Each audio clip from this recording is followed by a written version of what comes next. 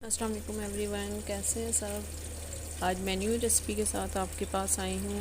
ये देखें, सफ़ेद चने आज बनाऊँगी। जो मैंने भिगो के रखे हुए थे उनकी शक्ल इस तरह की हो गई है। ये हम प्याज भून रहे हैं। प्याज बिल्कुल थोड़ा सा लेना है।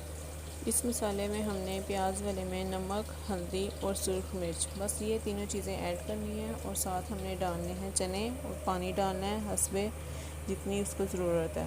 ये देखें, नमक, हल्दी और सुरख मिर्च हमने डाली है और हस्बे ज़रूरत पानी डाल दिया। सफ़ेद चने डाल दिए हैं। जब इसका उबाला आएगा तो हम इसको वेट लगाएंगे और इसके बाद ये मोस्टली ये रेडी होंगे। फिर हम इसमें ज़ीरा भून के डालेंगे क्योंकि उसकी खुशबू बहुत प्यारी होती है। फिर हम इसमें गार्निशिंग के लिए धनिया और सब्ज़ मिर्च डालेंगे।